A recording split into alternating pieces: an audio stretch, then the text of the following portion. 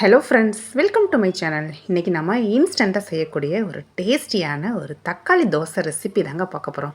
இது சாப்பிட்றதுக்கு அவ்வளோ டேஸ்ட்டாக இருக்குங்க. செய்கிறது ரொம்ப ஈஸி. வாங்க இது எப்படின்னு பார்க்கலாம்.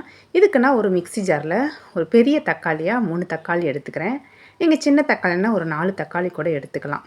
இது கூட ஒரு டேபிள் ஸ்பூன் அளவுக்கு ஜீரகம், ஒரு 1/4 ஸ்பூன் அளவுக்கு மிளகு ஆட் பண்ணிக்கலாம்.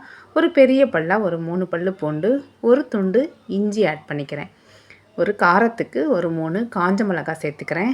இந்த ஸ்டேஜ்லேயே நாம் இந்த தோசைக்கு தேவையான உப்பையும் சேர்த்து நல்லா அரைச்சி எடுத்துக்கலாம். பாருங்கள், இந்த அளவுக்கு 1 2 ஃபஸ்ட்டு நாம் அரைச்சி எடுத்துக்கலாம்.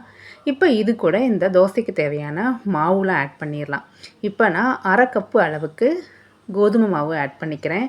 அதே கப்பில் 1/2 கப்பு அரிசி மாவு சேர்த்துக்கலாம்.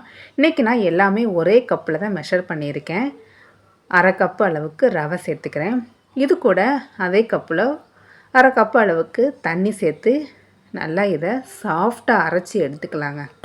இப்போ அரைச்ச மாவை ஒரு பவுலுக்கு ட்ரான்ஸ்ஃபர் பண்ணிடலாம்.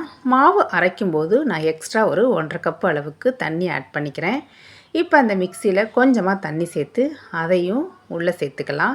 இப்போ தண்ணி எல்லாம் சேர்த்து நல்லா இந்த மாதிரி ஒரு தோசை மாவு பதத்துக்கு நாம் இதை கரைச்சி எடுத்துக்கலாங்க.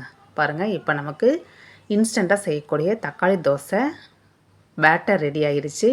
இது கூட ஒரு 2 பிஞ்ச் அளவுக்கு ஆப்பச்சோடா சேர்த்துக்கலாம். நம்ம இன்ஸ்டண்ட்டாக செய்கிறதுனால கொஞ்சமாக ஆப்பச்சோடா சேர்த்து அதையும் நல்லா கலந்து விட்டுடலாங்க. பாருங்கள், நல்லா மாவு இந்த கன்சிஸ்டன்சிக்கு இருக்கணும். இப்போ ஒரு சூடான தோசைக்கல்லில் நம்ம எடுத்து வச்ச மாவை உள்ளே சேர்த்துக்கலாம். இந்த மாதிரி லைட்டாக ஸ்ப்ரெட் பண்ணி விட்றேன். பாருங்கள், இந்த மாதிரி பபுள்ஸாக வருது பாருங்கள். இந்த மாதிரி வரும்போது நமக்கு தோசை நல்லா சாப்பிட்றதுக்கு நல்லா சாஃப்டாக இருக்கும். இது கூட கொஞ்சமாக எண்ணெய் சேர்த்து இதை நல்லா மூடி வச்சு 2 சைடும் வேக வச்சு எடுத்துக்கலாங்க. இந்த இன்ஸ்டன்ட் தக்காளி தோசை ரெசிபி சாப்பிட்றதுக்கு அவ்வளோ டேஸ்ட்டாக இருக்குங்க.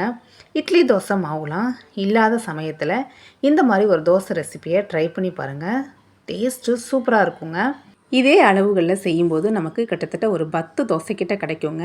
கண்டிப்பாக நீங்களும் இந்த சிம்பிளான இன்ஸ்டண்ட்டாக செய்யக்கூடிய தக்காளி தோசை ரெசிப்பியை ட்ரை பண்ணி பாருங்கள். ஒரு சாம்பார், தேங்காய் சட்னி கூட வச்சு சாப்பிடும்போது இந்த சாஃப்டான தக்காளி தோசை அவ்வளோ டேஸ்ட்டாக இருக்குங்க. சாப்பிட்றதுக்கும் நல்லா சாஃப்டாக இருக்கும், டேஸ்ட்டும் சூப்பராக இருக்கும். கண்டிப்பாக நீங்களும் ட்ரை பண்ணி பார்த்துட்டு கமெண்ட் பண்ணுங்கள். இந்த வீடியோ பிடிச்சிருந்துச்சுன்னா லைக் பண்ணி உங்கள் ஃப்ரெண்ட்ஸ் அண்ட் ஃபேமிலிக்கும் மறக்காமல் ஷேர் பண்ணிடுங்க ஃப்ரெண்ட்ஸ். தேங்க்ஸ் ஃபார் வாட்சிங்.